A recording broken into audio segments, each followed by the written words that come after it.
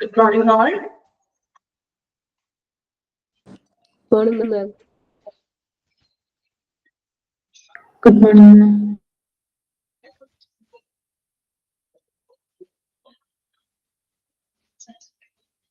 Okay, class start ചെയ്യാം. അപ്പോൾ കഴിഞ്ഞ ക്ലാസ്സിൽ നമ്മള് സെലക്ഷൻ എംപ്ലോയ്മെന്റ്സിന്റെ നമ്മള് ഓരോ സെലക്ഷൻ പ്രോസസ്സുകളെ കുറിച്ചാണ് പഠിച്ചത്. അതില് initial screening applications, employment test, then selection interview, then verification and reference. അവിടെ വരെയാണ് നമ്മുടെ സെലക്ഷൻ പ്രോസസ്സില് പറഞ്ഞ കാര്യങ്ങൾ. Last one verification and reference. അവിടെ വരെയല്ലേ പറഞ്ഞത് നമുക്ക് ലാസ്റ്റ് ക്ലാസ്സില്? ഓർക്കുന്നുണ്ടോ? ഓക്കെ, അതിൽ തന്നെ നെക്സ്റ്റ് രണ്ട് പോയിന്റ്സ് കൂടി, രണ്ട് സ്റ്റെപ്സുകൾ കൂടി ഉണ്ടായിരുന്നു. അത് നമുക്കൊന്ന് കംപ്ലീറ്റ് ചെയ്യാം.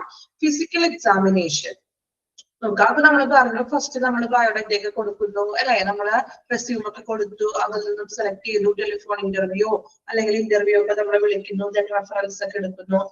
ലാസ്റ്റ് നമുക്കൊരു ഫിസിക്കൽ എക്സാമിനേഷൻ. ചില ജോലിയിൽ പ്രവേശിക്കുന്നെങ്കിൽ ഫിസിക്കൽ ആയിട്ടുള്ള ടെസ്റ്റുകളൊക്കെ ചെയ്യേണ്ടതായിട്ട് വരും ഇല്ലേ? എല്ലാ ജോലിക്കും വേണമെന്നില്ല, എങ്കിലും ചില പൊസിഷനിലേക്കൊക്കെ ആണെങ്കിൽ നമുക്ക് ഫിസിക്കൽ ടെസ്റ്റ് ഒക്കെ ആവശ്യമാണ്. So physical examination. A firm may demand an applicant to have medical checkup to ensure he or she is physically able to perform the job task. Medical ചെക്കപ്പുകൾ ചെയ്യിപ്പിക്കും എംപ്ലോയീസിനെ, കാൻഡിഡേറ്റ്സിനെ കൊണ്ട്. കാരണം അവർക്ക് ആ ഒരു ടാസ്ക് ചെയ്യാനായിട്ട് അവർ മെഡിക്കൽ ഏബിൾ ആണോ, ഫിസിക്കലി ഫിറ്റ് ആണോ എന്ന് അറിയാൻ വേണ്ടിയിട്ട് നമ്മൾ മെഡിക്കൽ ചെക്കപ്പ് ചെയ്യിക്കാറുണ്ട്. Usually candidates notify the tester of any prescriptions drugs he or she is taking because this will show up the end result. If he or she tested positive for any other drugs, it would threaten his chance of being recruited. In case നമ്മള് medical checkup നടത്തിയാണ് ഒരു എംപ്ലോയീസിന്, നമ്മൾ ആ ഒരു കാൻഡിഡേറ്റ്സിന്റെ medical checkup നടത്തുമ്പോൾ ഇനി ആ ഒരു വ്യക്തി സ്ഥിരമായിട്ട് കഴിക്കുന്ന എന്തെങ്കിലും മെഡിസിൻസുകൾ ഉണ്ടെങ്കിൽ അതിന്റെ പ്രിസ്ക്രിപ്ഷൻസ് കൂടി നമ്മൾ അതിന്റെ കൂട്ടത്തിൽ വെച്ചിരിക്കണം. ദെൻ അതുപോലെ തന്നെ ഇനി സ്ഥിരമായിട്ട് മെഡിസിൻസ് കഴിക്കുന്നുണ്ട്, അല്ലാതെ ഏതെങ്കിലും ഡ്രഗ്സ് ആൾ ഉപയോഗിക്കുന്നുണ്ട്, ഏതെങ്കിലും മെഡിസിനെ ഉപയോഗിക്കുന്നുണ്ട് എങ്കിൽ അത് ചിലപ്പോൾ നമ്മളുടെ ഈ ഒരു ടെസ്റ്റിന് നമുക്ക് ആ ഒരു പൊസിഷൻ കിട്ടാനായിട്ടുള്ള ഫിസിക്കൽ എബിലിറ്റി അത് ബാധിച്ചേക്കാം. അപ്പൊ അതിന് വേണ്ടിയിട്ടാണ് ആൾ ഏബിൾ ആണോ, ആ ഒരു ജോലി ചെയ്യാനായിട്ട് ആ കാൻഡിഡേറ്റ് ഏബിൾ ആണോ എന്നറിയാൻ വേണ്ടിയിട്ടാണ് നമ്മൾ എന്ത് ചെയ്യുന്നത്, മെഡിക്കൽ ചെക്കപ്പ് നടത്തുന്നത്. Next one, final decision. അപ്പൊ നമ്മുടെ ഇന്റർവ്യൂവും എല്ലാം കഴിഞ്ഞു, മെഡിക്കൽ ചെക്കപ്പ് ഒക്കെ നടത്തി, റെഫറൻസ് ഒക്കെ എടുത്തതിന് ശേഷം ലാസ്റ്റ് വണ്ണാണ് നമ്മൾ ഫൈനൽ ഡിസിഷൻ ആയിട്ട് എടുക്കുന്നത്. The hiring manager will usually ask for feedback from human resources and other employees who interview the job candidates. Then end last ആണ് നമ്മുടെ ഫൈനൽ ഡിസിഷൻ എടുക്കുന്നത്. അപ്പോ ഈ എംപ്ലോയീസിന് നമ്മൾ ഇന്റർവ്യൂ ചെയ്ത വ്യക്തികൾ ഉണ്ടാവുമല്ലോ, ഒരുപാട് പേരായിരിക്കും ചിലപ്പോൾ ഒന്നിച്ച് ചേർന്നിട്ടായിരിക്കും ഇന്റർവ്യൂ നടത്തുന്നത്. സോ അവരുടെ നിന്നൊക്കെ ഫീഡ്ബാക്ക് എടുക്കുന്നു. ഓരോ എംപ്ലോയീസും എങ്ങനെയുണ്ട്. Then he or she may also review her notes and decide which candidates is the best fit for the position. ഇപ്പോ ഒരു ദിവസം തന്നെ ഇന്റർവ്യൂവിൽ ഒരു 10-20 കാൻഡിഡേറ്റ്സ് ഉണ്ടാവും. സോ ആ ഇന്റർവ്യൂ പാനൽ തീരുമാനിക്കുകയാണ്. അവരെ നോട്ട് ചെയ്ത് വെക്കും അല്ലെ, ഓരോരുത്തരും നമ്മൾ പറയുന്നതിന്റെയും നമ്മൾ ആൻസർ കൊടുക്കുന്നതിന്റെയും നമ്മുടെ പെർഫോമൻസ് എങ്ങനെയാണ് അതൊക്കെ അവരെന്ത് ചെയ്യും, മാർക്ക് ചെയ്ത് വെച്ചിട്ടുണ്ടാവുകയും സോ അതിൽ നിന്ന് ഏറ്റവും ബെസ്റ്റ് ആയിട്ടുള്ള കാൻഡിഡേറ്റ്സിനെ ലാസ്റ്റ് തിരഞ്ഞെടുക്കുന്നു. ഫിസിക്കൽ ടെസ്റ്റിന്റെ അടിസ്ഥാനത്തിലാകാം, ഇന്റർവ്യൂവിന്റെ ബേസിസിലും ടോട്ടൽ ആയിട്ട് എല്ലാത്തിന്റെയും ബേസിസിൽ ഏറ്റവും ബെസ്റ്റ് ആരാണോ അവരെയാണ് നമ്മൾ ആ ഒരു പൊസിഷനിലേക്ക് തിരഞ്ഞെടുക്കുന്നത്. ഓക്കെ, അപ്പോ ഒന്നുകൂടി ജസ്റ്റ് ഒന്ന് ആ പോയിന്റ്സുകൾ മാത്രം ഒന്ന് നമുക്ക് വായിക്കാം. ഒരു എംപ്ലോയീസിനെ നമ്മൾ സെലക്ട് ചെയ്യുമ്പോഴുള്ള കാൻഡിഡേറ്റ്സിന്റെ സെലക്ഷൻ പ്രോസസ്സുകളാണ് നമ്മള് പഠിച്ചത്. ഏതൊക്കെയായിരുന്നു? Here are 6 steps. അപ്പൊ മെയിൻ ആയിട്ട് ഒരു എംപ്ലോയി സെലക്ഷൻ പ്രോസസ്സിൽ 6 സ്റ്റെപ്പുകളാണ്. ഏതൊക്കെയാണ്? Initial screening applications, employment test, selection interview, then verification and references, physical examination and final decision. അപ്പൊ ഒരു എംപ്ലോയിനെ നമ്മള് കാൻഡിഡേറ്റിനെ നമ്മൾ ഒരു ജോലിയിലേക്ക് സെലക്ട് ചെയ്യുന്നതിനായിട്ട് 6 സ്റ്റെപ്പ് പ്രോസസ് ആണ്, സെലക്ഷൻ പ്രോസസ് ആണ് മെയിൻ ആയിട്ട് നമ്മൾ കമ്പനികളെല്ലാം ചെയ്യുന്നത്. ഓക്കെ, ഏതൊക്കെയാണ് 6 പ്രോസസ് എന്നാണ് നമ്മൾ പഠിച്ചത്? പഠിക്കണം.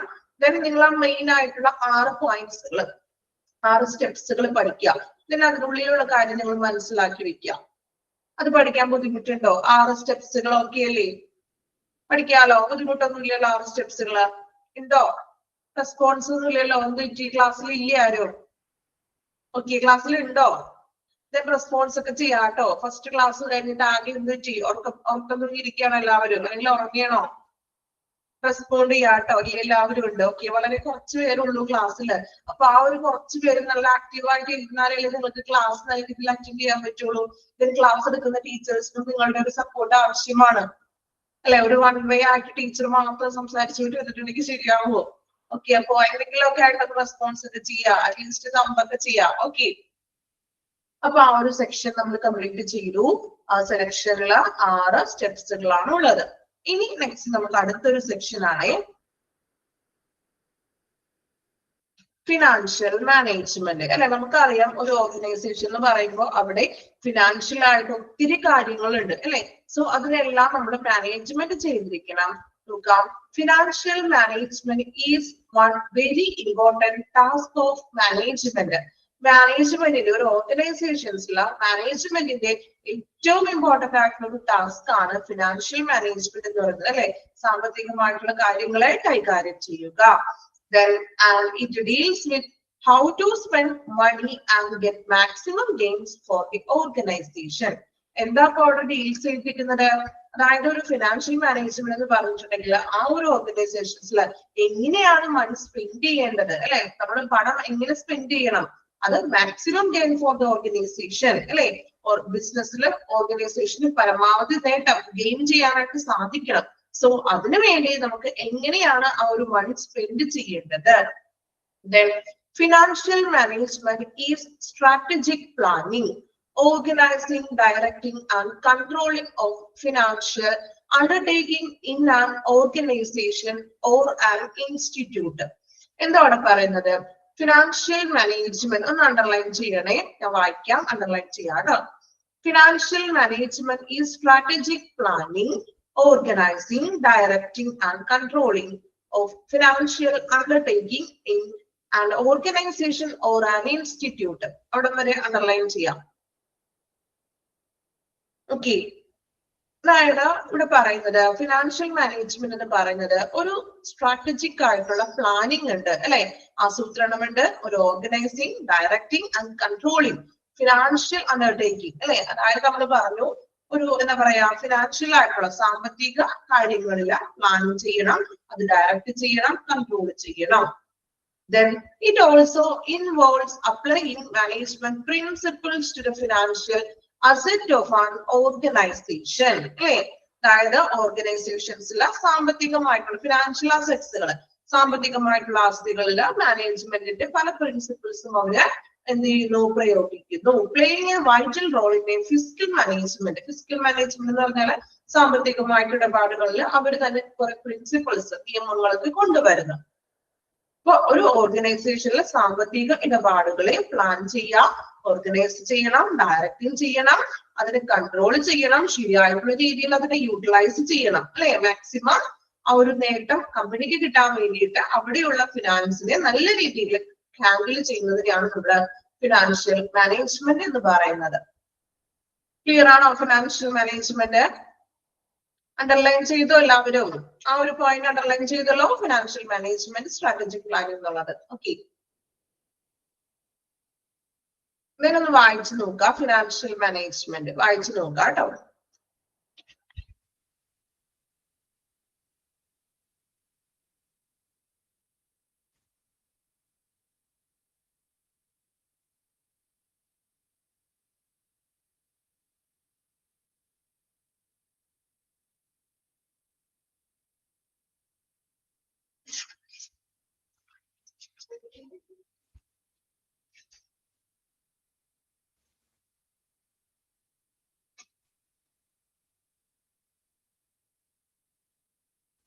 ഫിസിക്കൽ മാനേജ്മെന്റ് എന്ന് പറയുന്നത് ഫിനാൻഷ്യൽ മാനേജ്മെന്റ് തന്നെയാണ്, മണി ആയിട്ടുള്ളത്. അതായത് മോണിറ്ററി പോളിസി ഒക്കെ ഉണ്ടല്ലോ, സാമ്പത്തികമായിട്ടുള്ള മാനേജ്മെന്റ്.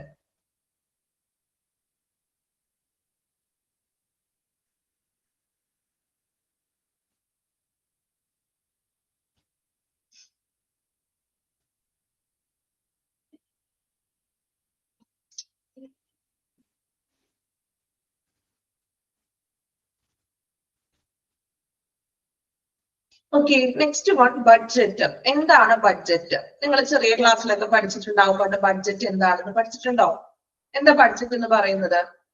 നമ്മൾ വരവ് ചെലവ് കണക്കുകളൊക്കെ എഴുതും അല്ലെ? ചെറിയ ക്ലാസ്സിൽ എനിക്ക് തോന്നുന്നു മാത്സിലൊക്കെ നിങ്ങൾ പഠിച്ചിട്ടുണ്ടാവും. ഒരു റൗണ്ട് ഒക്കെ ചെയ്തിട്ട് വരച്ചിട്ട് ഓരോ വിഭാഗത്തിലും ഉപയോഗിക്കുന്ന എത്ര പെർസെന്റേജ് ആണ് ചിലവഴിക്കുന്നത് എന്നൊക്കെ പറഞ്ഞ് നമ്മൾ ബഡ്ജറ്റ് ഒക്കെ തയ്യാറാക്കിയിട്ടുണ്ടാവും അല്ലെ?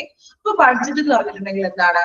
വരവ് ചെലവ് കണക്കുകളുടെ ആ ഒരു പ്രസ്താവനയാണ് ബഡ്ജറ്റ് എന്ന് പറഞ്ഞിട്ടുണ്ടെങ്കിൽ. ഇപ്പൊ നമ്മൾക്കൊരു ഒരു ഇൻകം കിട്ടുന്നുണ്ട്. ഒരു മന്ത്ലി നിങ്ങൾക്ക് ഇത്ര ഇൻകം കിട്ടും. ആ ഒരു കിട്ടുന്ന ഇൻകത്തിന് നമ്മൾ എങ്ങനെയാണ് നമുക്ക് വരുന്ന ചിലവുകള്, വരവുകള്, കണക്കുകൾ നമ്മൾ മുൻകൂട്ടി നമ്മൾ എന്ത് ചെയ്യുന്നു? ആ ഒരു ഷെഡ്യൂൾ നമ്മൾ തയ്യാറാക്കും. അതിനെയാണ് ഈ ബഡ്ജറ്റ് എന്ന് പറയുന്നത് അല്ലെ? നോക്കാം. Budget is a numerical statement of a program showing a proposed or estimated schedule of expenditure in coming years, keeping in view the estimated income of the next year. Underline ചെയ്യാം, complete underline ചെയ്യണം. Budget എന്താണെന്നുള്ളത് underline ചെയ്യാം കേട്ടോ. Budget is a numerical statement of a program showing a proposed or estimated schedule of expenditure in coming years. അല്ലെ? അതായത് ഒരു numerical statement ആണ്. നമ്മൾ പറഞ്ഞു ഇത്ര പെർസെന്റേജ് ഇത്രത്തിന് വേണ്ടി നമ്മൾ ചിലവാക്കുന്നു അല്ലെ? അപ്പൊ നെക്സ്റ്റ് ഇയറിൽ നമുക്ക് ലഭിക്കുന്ന വരുമാനം, നമുക്ക് അടുത്ത വർഷത്തിൽ നമുക്ക് ലഭിക്കാൻ ഇത്ര വരുമാനമാണ് നമുക്ക് കിട്ടുന്നത്. സോ നെക്സ്റ്റ് ഇയറിലെ ഒരു വരുമാനം നമുക്ക് കിട്ടാൻ പോകുന്ന എസ്റ്റിമേറ്റഡ് ഇൻകം, നമുക്ക് കിട്ടാനുള്ള ഇൻകത്തിന് കണക്കിലെടുത്തുകൊണ്ട് നമ്മളുടെ ചെലവുകളുടെയും ആ ഒരു ചെലവുകളുടെ കാര്യങ്ങളൊക്കെ ഷെഡ്യൂള് ചെയ്ത് കാണിക്കുന്ന ആ ഒരു പ്രോഗ്രാമിന്റെ ഒരു പ്രസ്താവന. അതായത് നമ്മൾ ഇങ്ങനെ ഡീറ്റെയിൽ ആയിട്ട് എഴുതുന്നതാണ്. ഇന്ന കാര്യങ്ങൾക്ക് ഇത്ര രൂപ ചെലവാക്കണം, അല്ലെങ്കിൽ ഇപ്പൊ ഒരു എന്താ പറയാ പർച്ചേസിന് ഇത്ര രൂപ, അല്ലെങ്കിൽ ഗുഡ്സ് സാധനങ്ങൾ വാങ്ങിക്കാനായിട്ട് ഇത്ര രൂപ ചെലവാക്കുന്നു അല്ലെ? അല്ലെങ്കിൽ എന്താണ് അല്ലെങ്കിൽ ഇതുപോലെ തന്നെ ട്രാവൽ കോസ്റ്റ് ഇത്ര. അങ്ങനെ നമുക്ക് ലഭിക്കുന്ന വരുമാനത്തിന്റെ നമ്മള് ഷെഡ്യൂൾ തിരിക്കുന്നതിനെയാണ് എന്ത് വിളിക്കുക? ബഡ്ജറ്റ് എന്ന് പറയുന്നത്. നിങ്ങൾ ചെറിയ ക്ലാസ്സിലൊക്കെ പഠിച്ചിട്ടുണ്ട്, അതുകൊണ്ട് ഞാൻ ഡീറ്റെയിൽ ആയിട്ടൊന്നും പറയണില്ല. ഓക്കെ, അണ്ടർലൈൻ ചെയ്തോ കംപ്ലീറ്റ് ആയിട്ട് ബഡ്ജറ്റ് എന്നുള്ളത്? എക്സാമിന് ചോദിക്കോട്ടെ ബഡ്ജറ്റ്. നിങ്ങൾക്ക് കാണുമ്പോൾ ജസ്റ്റ് ഒന്ന് വായിക്കുമ്പോൾ അത് മനസ്സിലാകും പഠിച്ചിട്ടുള്ളത് കൊണ്ട്. ഓക്കെ, ഇനി പറയുന്നത് budget may be two types. രണ്ട് ടൈപ്പ് ബഡ്ജറ്റ് ഉണ്ടെന്ന്. എന്തൊക്കെയാണ്? Developmental budget and non developmental budget. രണ്ട് ബഡ്ജറ്റുകളാണ്, ഡെവലപ്മെന്റിലും നോൺ ഡെവലപ്മെന്റിലും. ആ പേരിൽ തന്നെയുണ്ട് രണ്ടും എന്താണെന്നുള്ളത് അല്ലെ? നോക്കാം. First one, development budget. This part of the budget used for a new process of expenditure, usually for a limited period, usually prepared according to the annual developmental program and called the annual development budget. എന്താണ് പറയുന്നത്? Developmental budget എന്ന് പറയുമ്പോൾ ആ പേര് പോലെ തന്നെ കുറച്ചുകൂടി വികസനപരമായിട്ടുള്ള രീതിയിലുള്ള ബഡ്ജറ്റ് ആണ്. This is a part of the budget used for a new process of expenditure. അതായത് ന്യൂ പ്രോസസ്, പുതിയ കാര്യങ്ങൾ അല്ലെങ്കിൽ ഒരു പുതിയ പ്രക്രിയയ്ക്ക് വേണ്ടി നമ്മൾ ഉപയോഗിക്കുന്ന ഒരു ബഡ്ജറ്റ് ആണ് ഡെവലപ്മെന്റൽ ബഡ്ജറ്റ് എന്ന് പറയുന്നത്. അത് usually for a limited period, usually prepared, ഒരു ലിമിറ്റഡ് ഒരു നിശ്ചിത കാലയളവിലേക്ക് വേണ്ടി മാത്രം നമ്മൾ പ്രിപ്പയർ ചെയ്യുന്ന ഒരു ബഡ്ജറ്റ് ആണ് ഈ ഡെവലപ്മെന്റൽ ബഡ്ജറ്റ് എന്ന് പറയുന്നത്. Then developmental program and called annual developmental budget. Annual development എന്ന് അണ്ടർലൈൻ ചെയ്യാം. ഡെവലപ്മെന്റൽ ബഡ്ജറ്റിനെ പറയുന്ന മറ്റൊരു പേരാണ് ആനുവൽ ഡെവലപ്മെന്റൽ ബഡ്ജറ്റ്. അണ്ടർലൈൻ ചെയ്യാട്ടോ, ആനുവൽ ഡെവലപ്മെന്റൽ ബഡ്ജറ്റ്. ഓക്കെ, ഇപ്പൊ ഒരു പുതിയ പ്രക്രിയക്ക് വേണ്ടി നമ്മൾ ചെയ്യുന്നതാണ്. യൂഷ്വലി ലിമിറ്റഡ് പീരീഡ്സിന് വേണ്ടിയിട്ടാണ് നമ്മൾ ഈ ഒരു ബഡ്ജറ്റ് സെറ്റ് ചെയ്യുന്നത്. ഇത് അറിയപ്പെടുന്നത് മറ്റൊരു പേരിൽ ആനുവൽ ഡെവലപ്മെന്റൽ ബഡ്ജറ്റ്. ഓക്കെ, ഇനി രണ്ടാമത്തെ ടൈപ്പ് ആണ് non developmental budget. This is the part of the budget which an organization needs for its non developmental activity. അതായത് വികസനേതര, അതായത് നോൺ ഡെവലപ്മെന്റൽ ആയിട്ടുള്ള വികസനപരമല്ലാത്തതായിട്ടുള്ള പ്രവർത്തനങ്ങൾക്ക് വേണ്ടിയിട്ട് നമ്മൾ തയ്യാറാക്കുന്നതാണ് non developmental budget. Okay, simple ആണ് പഠിക്കാൻ. ഡെവലപ്മെന്റൽ എന്ന് പറഞ്ഞാൽ പുതിയ പുതിയ പ്രവർത്തനങ്ങൾ, വികസനങ്ങൾക്ക് വേണ്ടി നമ്മൾ തയ്യാറാക്കുന്നു. ലിമിറ്റഡ് പീരീഡ് ആണ് ആനുവൽ ഡെവലപ്മെന്റൽ ബഡ്ജറ്റ് എന്നും അറിയപ്പെടുന്നു. നോൺ ഡെവലപ്മെന്റൽ എന്ന് പറഞ്ഞിട്ടുണ്ടെങ്കിലോ, നോൺ ഡെവലപ്മെന്റൽ ആക്ടിവിറ്റീസിന് വേണ്ടി നമ്മൾ ഓർഗനൈസേഷൻ തയ്യാറാക്കുന്ന ബഡ്ജറ്റ്. അത്രയും കാര്യങ്ങൾ ഓർത്തു വെക്കാം. വായിച്ചില്ലാലോ? ബഡ്ജറ്റ് വായിച്ചോളൂ.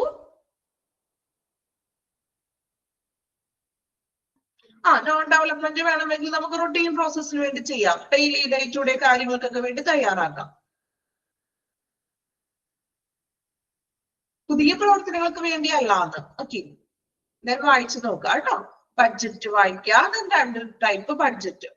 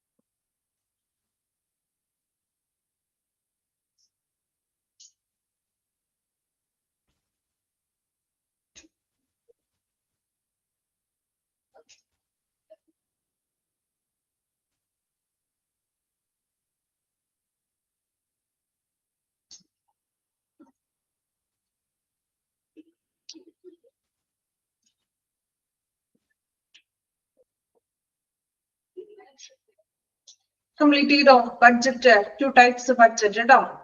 ഡെവലപ്മെന്റലിന്റെ മറ്റൊരു പേര് ഓർത്ത് വെക്കണം, ആനുവൽ ഡെവലപ്മെന്റൽ ബഡ്ജറ്റ്.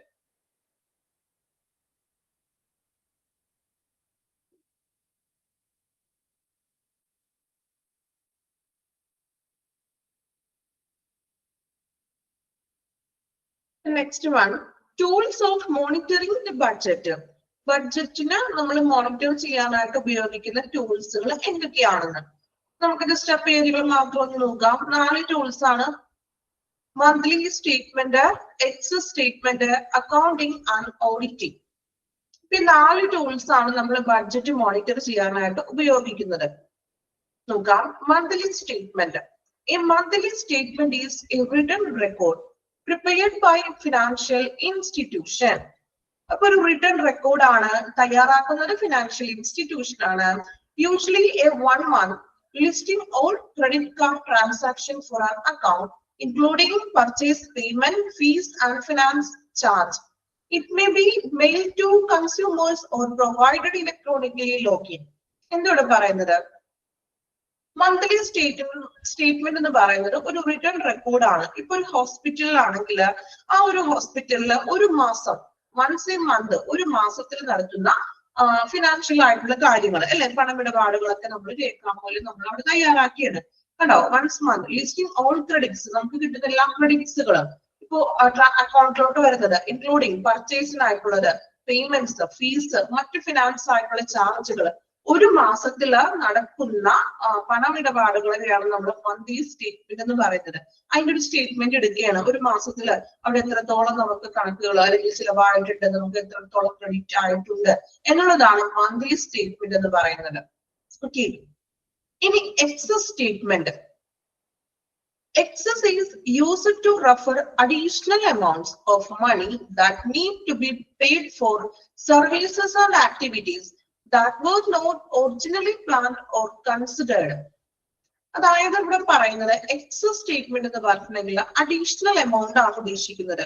അതായത് ഇപ്പോ എക്സാമ്പിൾ പറയുകയാണെങ്കിൽ ഒരു ഹോസ്പിറ്റലില് പർച്ചേസിന് വേണ്ടി ഇത്ര രൂപ ഫിക്സ് ചെയ്തിട്ടുണ്ട്. ഒരു നിശ്ചിത എമൗണ്ട്, ഇപ്പൊ എക്യുപ്മെന്റ്സ് പർച്ചേസ് ആകാം, അല്ലെങ്കിൽ ഹോസ്പിറ്റലിലേക്കുള്ള ഏതെങ്കിലും മറ്റു വസ്തുക്കൾ പർച്ചേസിന് വേണ്ടിയിട്ട് ഒരു നിശ്ചിത എമൗണ്ട് നമ്മൾ ഓൾറെഡി ബഡ്ജറ്റ് സെറ്റ് ചെയ്തപ്പോൾ നമ്മൾ വെച്ചിട്ടുണ്ടാകും. സോ പക്ഷെ ഇത് പർച്ചേസിന് പോയപ്പോൾ നമ്മൾ ഉദ്ദേശിച്ച എമൗണ്ടിനേക്കാളും എക്സ്ട്രാ കൂടുതൽ എമൗണ്ട് ആയി. അതിനെയാണ് നമ്മൾ എന്ത് വിളിക്കുക? Excess statement. അങ്ങനെ നമ്മൾ ഉദ്ദേശിച്ച എമൗണ്ടിനേക്കാളും കൂടുതലായിട്ട് അഡീഷണൽ വരുന്ന ആ ഒരു എമൗണ്ടിനെയാണ് നമ്മൾ എന്ത് വിളിക്കുക? Excess statement. അപ്പൊ അതിന്റെ കണക്കുകൾ എഴുതാം. എത്രയായി, നമ്മൾ ഉദ്ദേശിച്ചത് ഇത്ര എമൗണ്ട് ആണ്, അതിൽ കൂടുതൽ അഡീഷണൽ നമ്മൾ എത്രയാണ് പേയ്മെന്റ് കൊടുത്തത്. ക്ലിയർ ആണോ എക്സസ് സ്റ്റേറ്റ്മെന്റ് എന്താണെന്ന്? പർച്ചേസ് ചെയ്യാനായിട്ട് ഇത്ര ഒരു എമൗണ്ട് ഉദ്ദേശിച്ചു, പക്ഷെ നമ്മൾ ചെന്നു പർച്ചേസ് ഒക്കെ ചെയ്തപ്പോൾ അതിൽ കൂടുതൽ എമൗണ്ട് ആയി, നമ്മൾ അഡീഷണൽ ആയിട്ട് കൊടുക്കേണ്ടതായിട്ട് വന്നു. Okay, then accounting. അടുത്തത് accounting. Accounting is the language of finance. Underline ചെയ്യാം, ഫിനാൻസിന്റെ ഒരു ലാംഗ്വേജ് തന്നെയാണ് അക്കൗണ്ടിങ് എന്ന് പറയുന്നത്. Accounting is the language of finance. It conveys the financial position of the firm or business to anyone who wants to know.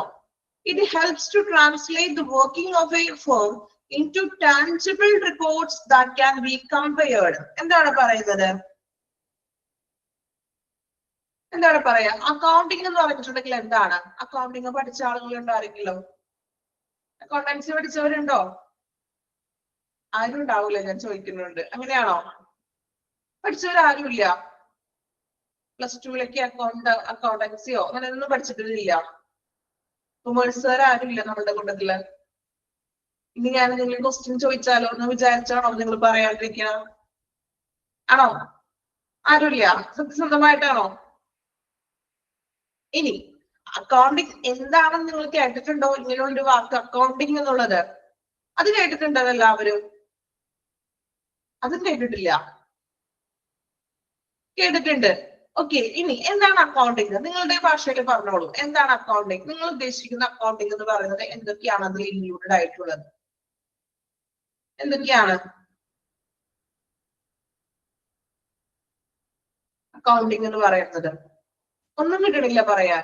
പറഞ്ഞോളൂ, നിങ്ങൾ തെറ്റിപ്പോകുന്നു വിചാരിക്കണ്ട. Accounting എന്ന് പറഞ്ഞിട്ടുണ്ടെങ്കിൽ എന്താണ് നിങ്ങളുടേതായിട്ടുള്ള രീതിയിൽ പറയുകയാണെങ്കിൽ?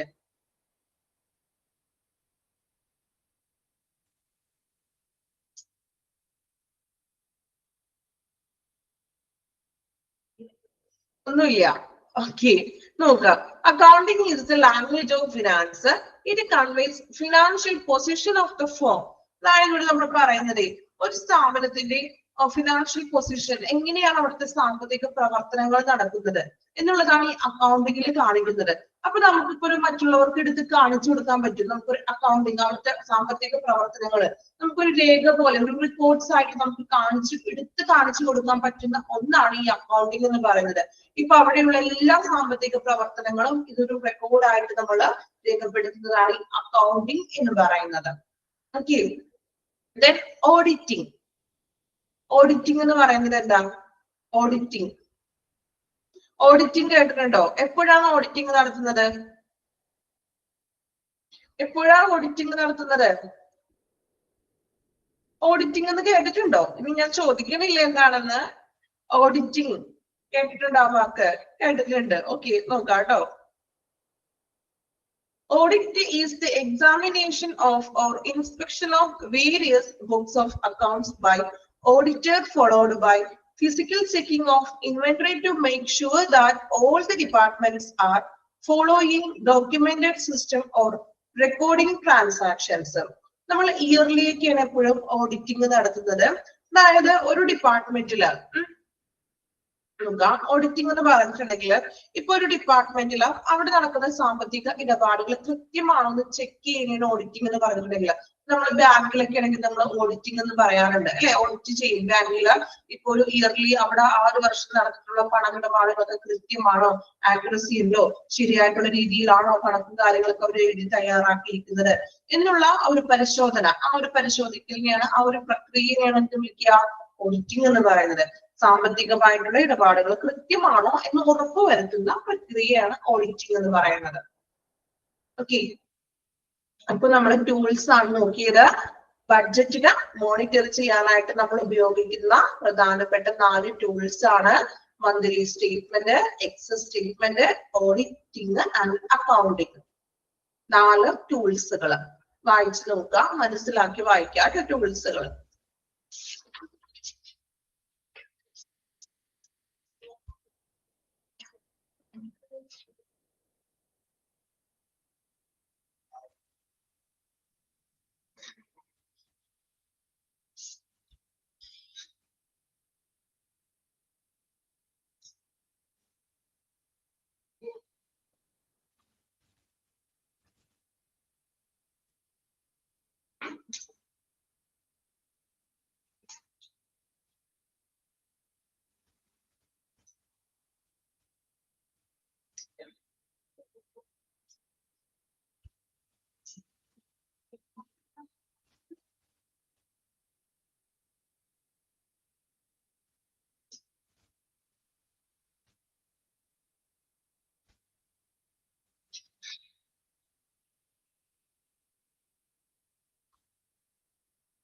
ഓക്കെ, വായിച്ചു.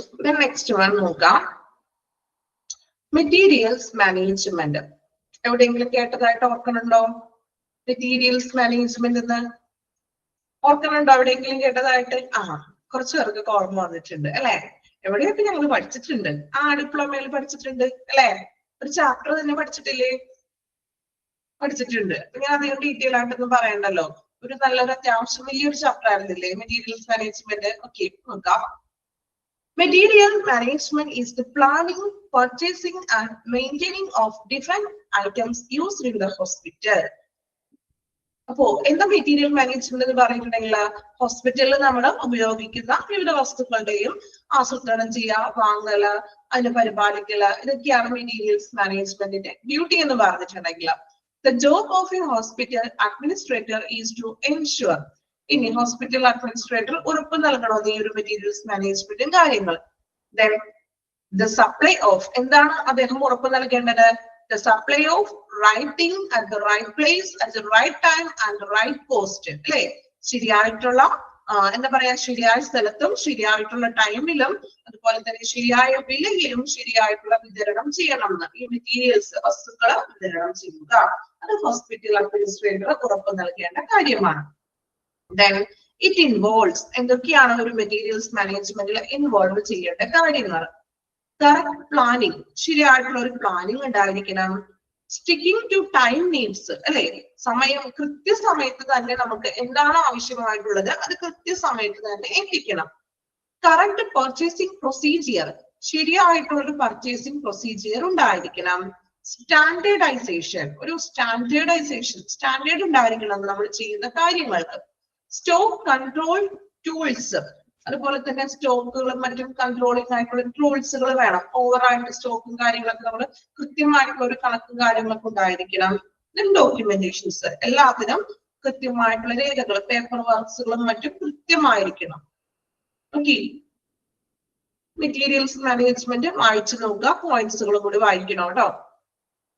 അടുത്തത് ടൈം മാനേജ്മെന്റ് ആണ്, നെക്സ്റ്റ് ആണ് അത്.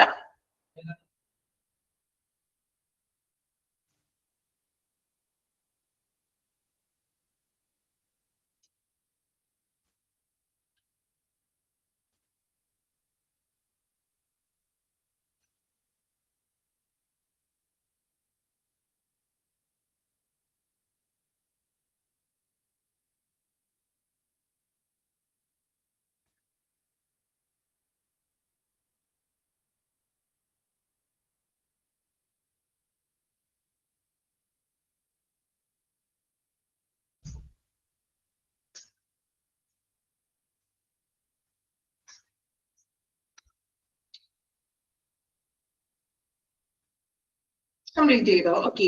Then next one, time management. നോക്കാം. Time management is the process of organizing and planning how to divide your time between different activities. Time management എന്ന് പറയുന്നത് നമ്മളുടെ ഒരു, അതായത് ഇപ്പോ നിങ്ങളുടെ സമയം, ഇപ്പൊ ഓരോ വ്യക്തികളുടെയും സമയം അത് എങ്ങനെ വിഭജിക്കാം എന്ന് ക്രമീകരിക്കുകയും ആസൂത്രണം ചെയ്യുകയും, അതായത് ഇപ്പൊ നമ്മളുടെ ടൈമില് നമുക്ക് എന്തെല്ലാം കാര്യങ്ങൾ ചെയ്യാൻ പറ്റും അല്ലെ? ഓരോ പ്രവർത്തനങ്ങൾ ചെയ്യാനായിട്ട്, ഡിഫറെന്റ് ആക്ടിവിറ്റീസ്, പല പ്രവർത്തനങ്ങൾ ചെയ്യാൻ വേണ്ടിയിട്ട് നമ്മളുടെ സമയത്ത് നമ്മൾ തന്നെ ഡിവൈഡ് ചെയ്യുക, അതിന് ആസൂത്രണം ചെയ്യണം, അത് ഓർഗനൈസ് ചെയ്യുക. അതിനെയാണ് എന്ത് വിളിക്കുക? ടൈം മാനേജ്മെന്റ് എന്ന് പറയുന്നത്. ഇതൊരു ഓർഗനൈസേഷൻസിൽ മാത്രം വേണ്ടുന്ന കാര്യമല്ല കേട്ടോ. നമ്മളുടെ നിത്യ ജീവിതത്തിലും ഒരു ടൈം മാനേജ്മെന്റ് ഉണ്ടായിരിക്കണം. ഉണ്ടോ? എല്ലാവരുടെയും ജീവിതത്തിൽ ഒരു ടൈം മാനേജ്മെന്റ് ഒക്കെ ഉണ്ടോ? കൃത്യസമയത്തിന്റെ കാര്യങ്ങൾ ചെയ്യുക, അല്ലെങ്കിൽ പഠിക്കേണ്ട സമയത്ത് പഠിക്കുക, ബാക്കി നമ്മൾ വീട്ടിലെ കാര്യങ്ങൾ ചെയ്യുക. അപ്പൊ എല്ലാത്തിനും ഒരു ടൈം നമ്മൾ നിശ്ചയിക്കണം. അല്ലാതെ എല്ലാത്തിലും പോയിട്ട് വരിക അങ്ങനെയല്ല ഉദ്ദേശിക്കുന്നത്. ഇപ്പൊ ചില ആളുകളൊക്കെ ഉണ്ട്, അവിടെ വന്നു അല്ലെങ്കിൽ ഇവിടെ കുറച്ച് കാര്യങ്ങൾ ചെയ്തു, അത് പൂർത്തിയാക്കാതെ അടുത്ത പണിയിലോട്ട് പോവുക, അതിന്റെ ഇടയിൽ വന്ന് പഠിക്കാനുണ്ടാകും, അപ്പൊ കുറച്ചു നേരം വന്ന് നോക്കുക, ഒന്നിനും ഒരു കൃത്യത ഇല്ലാണ്ട് വരും അല്ലെ? അപ്പൊ നമുക്ക് നമ്മുടേതായിട്ടുള്ള, നിങ്ങൾക്ക് അറിയാം ഇപ്പൊ നിങ്ങളുടെ സമയം, നമുക്ക് ഇത്ര ടൈം ഉണ്ട്, സോ അതിൽ ഞാൻ എത്ര ടൈമിങ്ങനെ എനിക്ക് വർക്ക് ഉണ്ടാകും, അല്ലെങ്കിൽ എത്ര ടൈമിൽ എനിക്ക് ക്ലാസ് കേൾക്കണം, അല്ലെങ്കിൽ എനിക്ക് പഠിക്കണം, അല്ലെങ്കിൽ എനിക്ക് ബാക്കിയുള്ള ടൈമിൽ ഇന്നെവിടെയെങ്കിലും പോകണം, അല്ലെങ്കിൽ ഇന്ന കാര്യങ്ങൾ ചെയ്യണം. അപ്പൊ നമ്മൾ തന്നെ നമ്മളുടെ ഒരു ടൈം മാനേജ്മെന്റ് സെറ്റ് ചെയ്യണം അല്ലെ? അല്ലെങ്കിൽ ഒരു ടൈം ടേബിൾ പോലെ നമ്മൾ തന്നെ സെറ്റ് ചെയ്യാം. ഇത്ര സമയത്ത് എനിക്കത് എന്റെ ടൈമാണ്, എനിക്ക് ഇന്ന കാര്യങ്ങൾ അത് ചെയ്തു തീർക്കണം. അപ്പൊ അതിന്റെ ഇടയിൽ വേറെ കാര്യങ്ങളൊന്നും വരാൻ പാടില്ല. ഓക്കെ, അപ്പൊ അങ്ങനെ നിങ്ങൾ തന്നെ സ്വയം ഒരു ടൈം മാനേജ്മെന്റ് ഒക്കെ സെറ്റ് ചെയ്യണം. ചെയ്തിട്ടുള്ളവരൊക്കെ ഉണ്ടാകും. ഉണ്ടോ അങ്ങനെ ടൈം മാനേജ്മെന്റ് ഉണ്ടോ? അല്ലെങ്കിൽ ഇങ്ങനെ എല്ലാത്തിലും ഓടി നടന്ന് അങ്ങനെയാണോ? ചില ആൾക്കാരുണ്ട് കുറച്ചു നേരം അവിടെ ഇരിക്കും, കുറച്ചു നേരം അവിടെ ചെയ്യും, അവസാനം എന്താണ് എല്ലാം ഒന്നും പൂർത്തിയാക്കാൻ പറ്റില്ല. ഇല്ലേ? ഉണ്ടോ? നിങ്ങൾ എല്ലാവരും ടൈം മാനേജ് ഒക്കെ വെച്ച് നല്ല കുട്ടികളാണ് അല്ലെ? ഓക്കെ, അപ്പൊ അങ്ങനെ പരിശ്രമിക്കാം കേട്ടോ. ടൈം മാനേജ്മെന്റ് ഒക്കെ സെറ്റ് ചെയ്ത് നോക്കാം. Then 6 steps in better time management. Okay, better time മാനേജിന് വേണ്ടിയിട്ടുള്ള 6 സ്റ്റെപ്സുകൾ. ഇനി ടൈം മാനേജ്മെന്റ് ചെയ്യാത്തവരാണെങ്കിൽ ഇതേ നോക്കിക്കോളൂ, ഈ 6 സ്റ്റെപ്പുകൾ ഒന്ന് ട്രൈ ചെയ്യാം. ഓക്കെ, എന്തൊക്കെയാണെന്ന് നോക്കാം. 6 സ്റ്റെപ്സുകളാണ്. Find out how long things take. It can be helpful for you track your time for a while so that you can establish how much time you spend on different activities. അതായത് നമ്മൾ കാര്യങ്ങൾ ഓരോ പ്രവർത്തനങ്ങളും എത്ര സമയമാണ് നമുക്ക് ചെയ്യാനായിട്ട് ആവശ്യമെന്ന് നമ്മൾ ആദ്യം കണ്ടെത്തണം അല്ലെ? അതിന് നമ്മളുടെ ടൈം ട്രാക്ക് ചെയ്യാനായിട്ട് ഹെൽപ്പ് ചെയ്യുന്നു. അതായത് ഇപ്പൊ നിങ്ങൾക്ക് പഠിക്കാൻ ഇത്ര ടൈം വേണം, ചിലർക്ക് ഇത്ര സമയം കൂടുതൽ വേണ്ടി വരും. സോ നമ്മൾ ഓരോ കാര്യങ്ങളും എത്ര സമയം നമുക്ക് വേണ്ടി വരും എന്നുള്ളത് നമ്മൾ കാൽക്കുലേറ്റ് ചെയ്യാതെ ദെൻ അപ്പൊ നമുക്ക് ആ ഒരു ടൈം ട്രാക്ക് നമുക്ക് കിട്ടും. ഇന്ന ടൈം കൊണ്ട് നമുക്ക് ഇത്രയും തീർക്കാൻ പറ്റും അല്ലെ? അപ്പൊ ഓരോ പ്രവർത്തനങ്ങൾക്ക് വേണ്ടി നമുക്ക് എത്ര സമയമാണ് ചെലവഴിക്കണമെന്ന് നമുക്ക് കണ്ടെത്താൻ സാധിക്കുന്നു. അപ്പൊ അതാണ് ഫസ്റ്റ് വൺ ചെയ്യേണ്ടത്. Then set priorities. പിന്നെ നമ്മൾ പ്രയോറിറ്റി കൊടുക്കുക ഓരോ കാര്യങ്ങൾക്കും. ഇപ്പൊ കുറെ കാര്യങ്ങൾ നമുക്ക് ചെയ്യുന്നുണ്ടാവും. അപ്പൊ ഫസ്റ്റ് നമ്മൾ ഏതാണ് ചെയ്യേണ്ടത്? അപ്പൊ അങ്ങനെ നമ്മൾ ഓരോന്നും പ്രയോറിറ്റി കൊടുക്കുക. ആദ്യം ഇന്ന കാര്യം ചെയ്യണം, സെക്കൻഡ് അത് ചെയ്യുക, അങ്ങനെ ഓരോ കാര്യങ്ങളും ഏതാണ് ആദ്യം ചെയ്യേണ്ടത് അങ്ങനെയുള്ള ഒരു പ്രയോറിറ്റീസ് കൊടുക്കണം. Then plan enough. അതിന് വേണ്ടത്ര ശരിയായിട്ടുള്ള ഒരു പ്ലാനിങ് തയ്യാറാക്കണം. Personal performance curve. അതായത് ഒരു എന്താ പറയാ, ഒരു പേഴ്സണൽ പെർഫോമൻസ് കർവ് നിങ്ങൾ തന്നെ തയ്യാറാക്കണം എന്ന്. ഒരു പണ്ട് നിങ്ങൾ പഠിച്ചിട്ടുണ്ടാവും, ഗ്രാഫ് ഒക്കെ പഠിക്കില്ലേ നമ്മള്, കുറച്ച് ഉയർന്നു വരും, അത് കഴിയുമ്പോൾ ഗ്രാഫ് പയ്യെ ചരിയും, പിന്നെ മേൽപോട്ടാവും ഗ്രാഫ് അല്ലെ? ഇപ്പൊ നമ്മൾ പഠനത്തിനൊക്കെ ആണെങ്കിലും പഠന നിലവാരം നിങ്ങൾ സൈക്കോളജിക്കലി നമ്മൾ ഒരു ഇതുപോലെ ഒരു പഠന ലേണിംഗ് കർവ് പറയുന്നുണ്ട് സൈക്കോളജിയിൽ. അതായത് ഒരു വ്യക്തിയുടെ അവരുടെ പഠനത്തിന്റെ ലേണിംഗ് കർവ് പഠിച്ചിട്ടുണ്ട് ആരെങ്കിലും? ഓക്കെ, അപ്പൊ സൈക്കോളജിയിൽ നമ്മൾ ഇങ്ങനെ ലേണിംഗ് കർവ് പഠിക്കുന്നത് വെച്ചിട്ടുണ്ടെങ്കിൽ 2 ടൈപ്സ് ലേണിംഗ് കർവ് പഠിക്കുന്നുണ്ട്.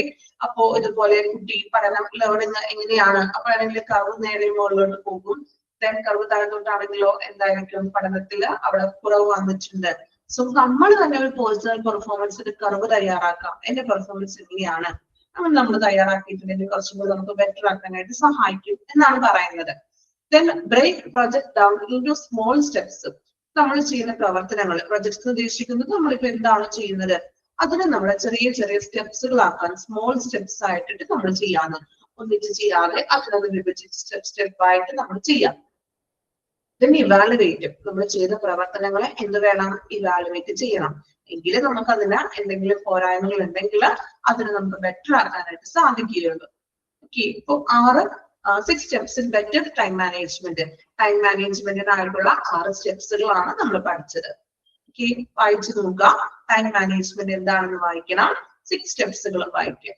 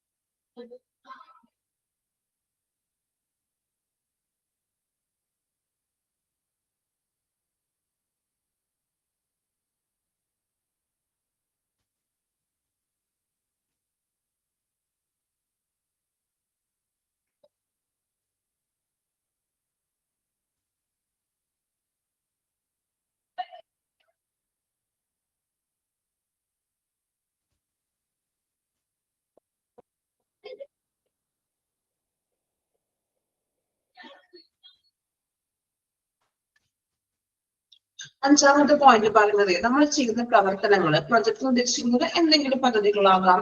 നമ്മൾ ചെയ്യുന്ന ഒരു വലിയൊരു പ്രൊജക്ട് അല്ലെങ്കിൽ വലിയൊരു പ്രവർത്തനമാണെങ്കിൽ അതിനെ നമ്മൾ സ്മോൾ സ്റ്റെപ്സുകളായിട്ട് ചെയ്യാവുന്ന നമ്മൾ എന്ത് ചെയ്യുക സ്പ്ലിറ്റ് ചെയ്തിട്ട് ചെയ്യാവുന്ന ഒറ്റയടിക്ക് ചെയ്യാൻ പറ്റാത്ത പ്രവർത്തനങ്ങളാണ് എങ്കിൽ നമ്മൾ എന്ത് ചെയ്യുക സ്പ്ലിറ്റ് ചെയ്തിട്ട് ചെയ്യാവുന്ന ഓരോ ദിവസങ്ങളിലായിട്ട് ചെറിയ ചെറിയ രീതിയിൽ നമ്മൾ ചെയ്ത് വെക്കുക.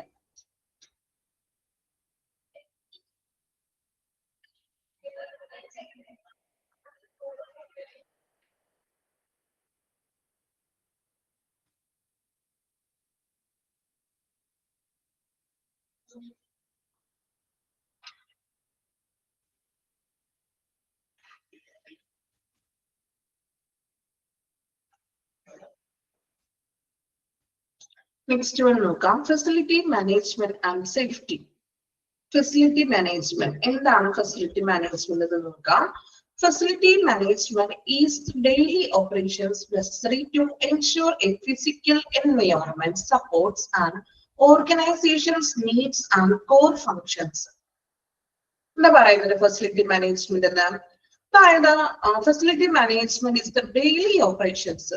അതായത് ഒരു ഓർഗനൈസേഷൻസിലെ ഇപ്പൊ ഒരു ഹോസ്പിറ്റൽ ആകാം മറ്റേതെങ്കിലും ഇൻസ്റ്റിറ്റ്യൂഷൻസ് ആയിക്കൊള്ളട്ടെ. സോ ഒരു ഓർഗനൈസേഷൻസിലെ ആവശ്യങ്ങളും അവിടുത്തെ എന്താ പ്രധാന പ്രവർത്തനങ്ങൾ ഡെയിലി ഓപ്പറേഷൻസുകൾ അല്ലെ പ്രവർത്തനങ്ങളെയും ആ ഒരു പിന്തുണയ്ക്കുന്ന ആ പ്രവർത്തനങ്ങളെയൊക്കെ സപ്പോർട്ട് ചെയ്യുന്ന ആ ഒരു എന്താ ഒരു എൻവയോൺമെന്റ് നമ്മൾ പ്രൊവൈഡ് ചെയ്യുക അല്ലെങ്കിൽ എന്ത് ചെയ്യുക ഒരു അന്തരീക്ഷം ഉറപ്പാക്കാം എൻഷുർ ചെയ്യുന്നതിനെയാണ് നമ്മൾ ഫെസിലിറ്റി മാനേജ്മെന്റ്. ആ പേരിൽ തന്നെയുണ്ട് അല്ലെ ഫെസിലിറ്റികൾ അവർക്കായിട്ടുള്ള ഫെസിലിറ്റികൾ നമ്മൾ പ്രൊവൈഡ് ചെയ്ത് കൊടുക്കുക. ഒരു ഓർഗനൈസേഷൻസിലെ ഡെയിലി പ്രവർത്തനങ്ങൾക്ക് വേണ്ടിയും അവരുടെ ആവശ്യങ്ങൾക്കൊക്കെ വേണ്ടിയിട്ടുള്ള ഒരു സപ്പോർട്ട് കൊടുക്കുക. ഓക്കെ, അതാണ് ഫെസിലിറ്റി മാനേജ്മെന്റ് എന്ന് പറയുന്നത്. ഇനി ഫെസിലിറ്റി മാനേജ്മെന്റ് ഇൻ ഹോസ്പിറ്റൽ. ഒരു ഹോസ്പിറ്റലിലെ ഫെസിലിറ്റി മാനേജ്മെന്റിനെ കുറിച്ചാണ് അടുത്തത് പറയുന്നത്. Healthcare facility management is essential for medical facility and to ensure services requisites are provided efficiently and quickly to maintain operations without intermission. എന്താണ് പറയാ? അതായത് എന്താണ് health care facility management is essential for medical facility. Health കെയറിലെ facility management എന്ന് പറയുന്നത് medical ഫെസിലിറ്റിയിൽ ഏറ്റവും important ആയിട്ടുള്ള ഒരു കാര്യമാണ് അല്ലെ. To service request are provided efficiently and quickly to maintain operations without ഇന്റർമിഷൻസ്.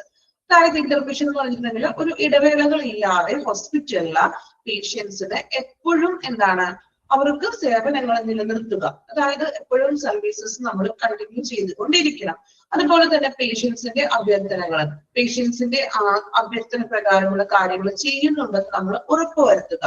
Effective hospital and healthcare facilities are crucial to fulfill the needs of people. People എന്ന് പറഞ്ഞാൽ പേഷ്യന്റ് ആണ്. ഹോസ്പിറ്റലിലേക്ക് വരുന്ന പേഷ്യൻസിന്റെ അഭ്യർത്ഥനകൾ അല്ലെങ്കിൽ പേഷ്യൻസിന്റെ നീഡ്സ് ആവശ്യങ്ങൾ ഉറപ്പുവരുത്തണം അല്ലെ, അത് പാലിക്കുന്നുണ്ടെന്ന് ഉറപ്പുവരുത്തണം. അതാണ് ഫെസിലിറ്റി മാനേജ്മെന്റ് ചെയ്യേണ്ട ഡ്യൂട്ടി എന്ന് പറഞ്ഞിട്ടുണ്ടെങ്കിൽ.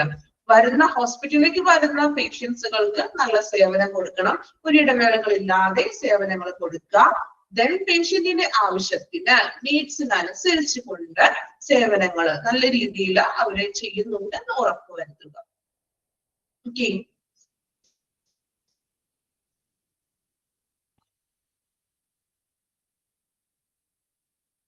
ഇവിടം വരെയല്ലേ നമ്മൾ വായിച്ചത് ഫെസിലിറ്റി മാനേജ്മെന്റ്. ഇവിടം വരെ ഒന്ന് വായിക്കാം കേട്ടോ, അത്രയും ഭാഗം ഒന്ന് വായിച്ചു നോക്കാം.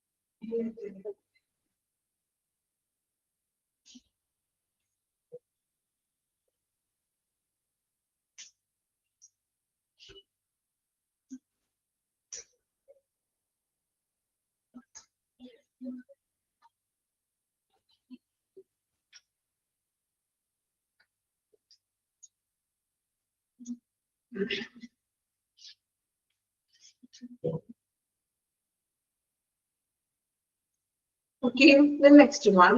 Facility, how is facility management done in hospital? എങ്ങനെയാണ് ഒരു ഹോസ്പിറ്റലിലെ ഫെസിലിറ്റി മാനേജ്മെന്റ് പ്രവർത്തിക്കുന്നത്? This is done through machine maintenance and asset tracking features. അപ്പോ നമ്മൾ ഇത് മെയിൻ ആയിട്ടും this is done through facility management ശരിയായിട്ടുള്ള രീതിയിലുള്ള ഹോസ്പിറ്റലിൽ ചെയ്യുന്നുണ്ടോ എന്ന് നമ്മൾ നോക്കുന്നത് മെഷീൻ മെയിൻ്റനൻസിലൂടെയും അസറ്റ് ട്രാക്കിംഗ് ഫീച്ചേഴ്സിലൂടെയാണ്. എങ്ങനെയാണെന്ന് താഴെ പറയുന്നുണ്ട്. All the major equipments, facilities and assets in the hospital infrastructure are monitored through this FM software. Underline ചെയ്യാം, FM സോഫ്റ്റ്വെയറിലൂടെ, അതായത് ഫെസിലിറ്റി മാനേജ്മെന്റ് എന്നുള്ള സോഫ്റ്റ്വെയറിലൂടെ ഹോസ്പിറ്റലിലെ എക്യുപ്മെന്റ്സുകള്, ഫെസിലിറ്റികള്, ഹോസ്പിറ്റലിന്റെ ഇൻഫ്രാസ്ട്രക്ചറുകള്, അസറ്റ്സ് ഇതെല്ലാം നമ്മൾ ഈ ഒരു സോഫ്റ്റ്വെയറിലൂടെ മോണിറ്റർ ചെയ്യുന്നു.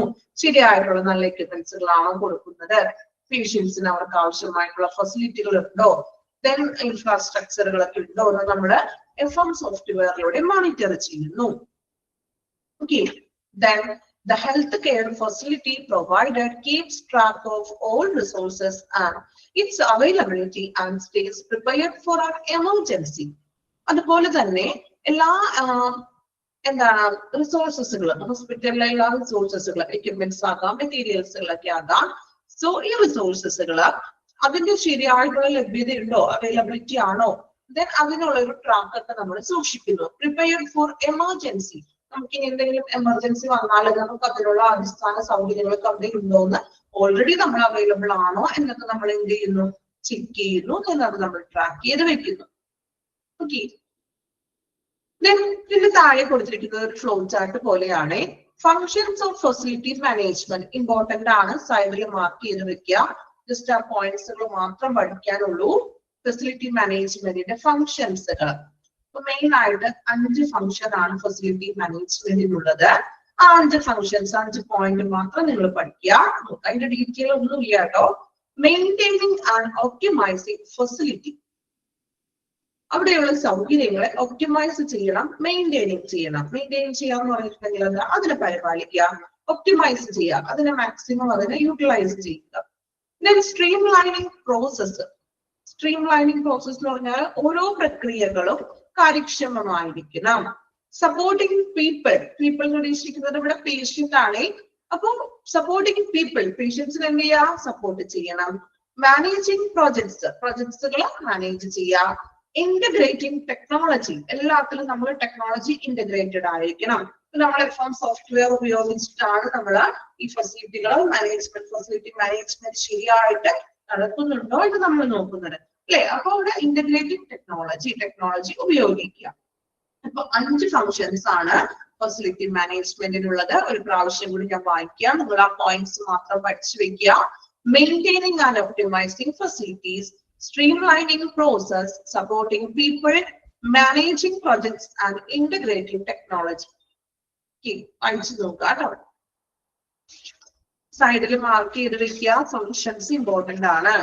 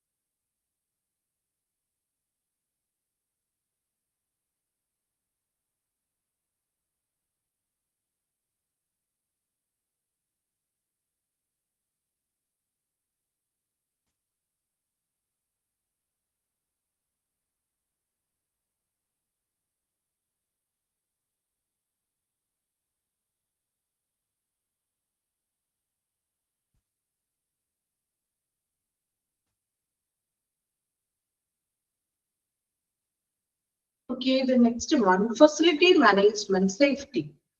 Efficient safety management is a crucial part of a facility management as it helps to protect everyone that uses a facility from hazards. Hazards എന്ന് പറഞ്ഞാൽ എന്താണ്? അപകടങ്ങൾ അല്ലെ? അപ്പോ എഫിഷ്യന്റ് ആയിട്ടുള്ള ഒരു സേഫ്റ്റി മാനേജ്മെന്റ് എന്ന് പറഞ്ഞിട്ടുണ്ടെങ്കിൽ ഫെസിലിറ്റി മാനേജ്മെന്റിന്റെ ഒരു ക്രൂഷ്യൽ ആയിട്ടുള്ള ഒരു ഭാഗമാണെന്ന്.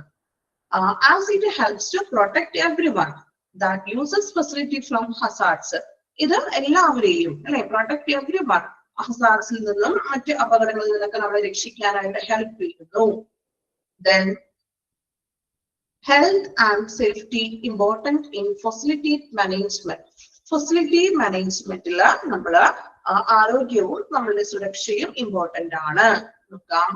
Conducting effective health and safety risk assessment are necessary for adequately identifying hazards or areas of risk, removing or reducing hazard or risk, putting in place appropriate safety measures and procedures, and informing and training staff in those measures.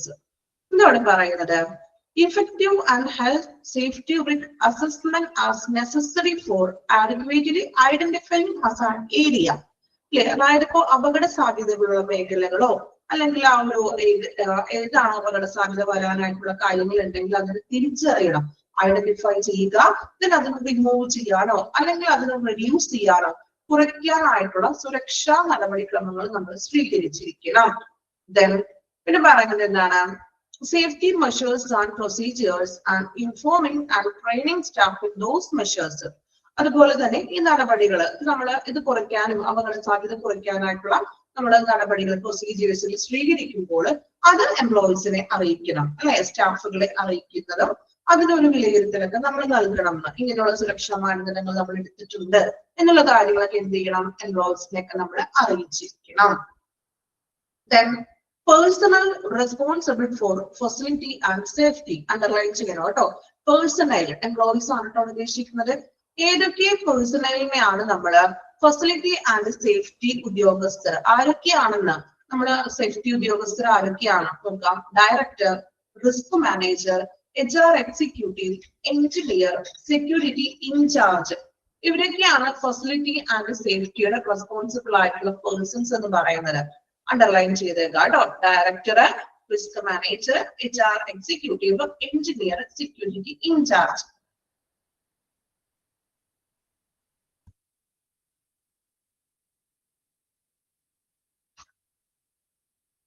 Okay, next one വരുന്നത് industrial hygiene ആണ്. അത് അടുത്തൊരു section ആണ്. ഇന്നത്തെ ക്ലാസ്സിൽ ഇത്ര മതിയോ? Okay ആണോ? ഒരുപാട് ഞാൻ നിങ്ങൾ റെസ്പോൺസ് ചെയ്യുന്നത് കൊണ്ട് കുഴപ്പമില്ല, അത്യാവശ്യം നമ്മൾ എടുത്ത് പോകുന്നുണ്ട്.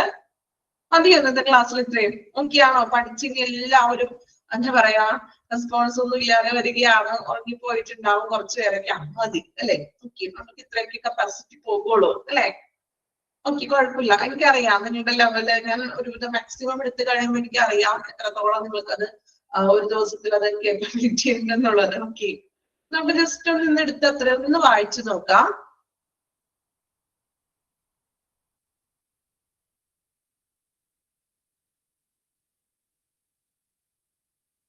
ഇപ്പൊ നമ്മൾ സ്റ്റാർട്ടിങ്ങില് എംപ്ലോയി സെലക്ഷൻ പ്രോസസ്സില് 6 സ്റ്റെപ്സുകളാണ് നമ്മൾ നോക്കിയത്. Initial screening, employment test, selection interview, then verification and references, physical examination, then final decisions. പിന്നെ നമ്മൾ ഫിനാൻഷ്യൽ മാനേജ്മെന്റ് എന്താണെന്ന് പഠിച്ചു. ഒരു ഓർഗനൈസേഷനിലെ സാമ്പത്തിക ഇടപാടുകളാണ്. then ബഡ്ജറ്റ്, വരവ് ചെലവ് കണക്കുകൾ നമ്മൾ പ്രോഗ്രാമിന്റെ നമ്മൾ ഷോ ചെയ്യുന്ന ഒരു എസ്റ്റിമേറ്റഡ് ആണ്. then 2 ടൈപ്പ് ബഡ്ജറ്റ് പഠിച്ചു, ഡെവലപ്മെന്റലും നോൺ ഡെവലപ്മെന്റലും. then നമ്മൾ നോക്കിയത് ബഡ്ജറ്റിനെ നമ്മൾ മോണിറ്റർ ചെയ്യുന്ന ടൂൾസുകൾ, monthly statement, excess statement, accounting, auditing.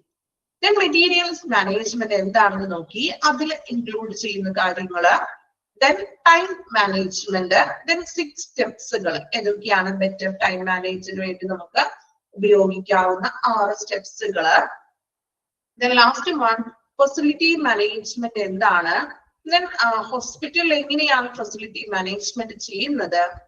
then functions important ആണെന്ന് പറഞ്ഞു. ഫങ്ഷൻസ് 5 ഫങ്ഷൻസ് ആണ്. then facility management and safety, പിന്നെ ആരൊക്കെയാണ് ഫെസിലിറ്റി ആൻഡ് സേഫ്റ്റിയില് ഡിസ്പോൺസിബിൾ ആയിട്ടുള്ള പേഴ്സണൽ. ഇത്രയുമാണ് നമ്മൾ ഇന്നത്തെ ക്ലാസ്സിൽ എടുത്തത്. എടുത്തത്രയും ക്ലിയർ ആണോ എല്ലാവർക്കും? ഓക്കെ ആണോ?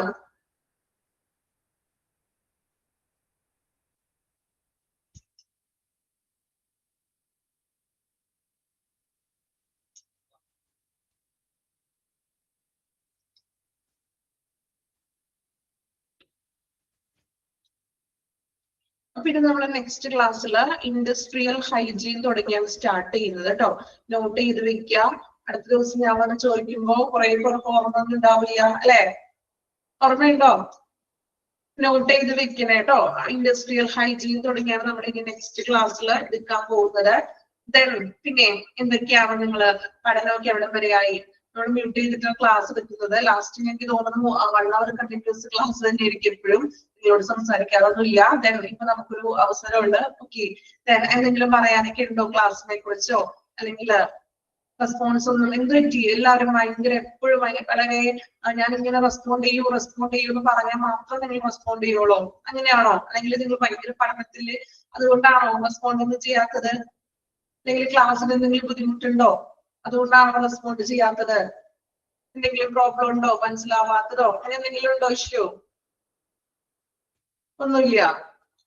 നിങ്ങൾ സംസാരിച്ചോളൂ കേട്ടോ. പറയാം, നിങ്ങൾക്ക് റെസ്പോണ്ട് ചെയ്യാനുള്ള ഒരു അവസരമാണത്. അങ്ങനെ ക്ലാസ് മനസ്സിലാവാത്തതോ അല്ലെങ്കിൽ എടുക്കുന്ന ഒരു മെത്തേഡ് അങ്ങനെ എന്തെങ്കിലും ബുദ്ധിമുട്ടുണ്ടോ? അതുകൊണ്ടാണോ റെസ്പോണ്ട് അധികം ഇല്ലാത്തത്? അല്ലെങ്കിൽ ഞങ്ങൾ ഇങ്ങനെ പഠിച്ചിരിക്കുന്നത് കൊണ്ടാണോ റെസ്പോണ്ട് ചെയ്യാത്തത്? കുഴപ്പമൊന്നുമില്ല, എല്ലാരും ഓക്കെയാണ് ആണോ?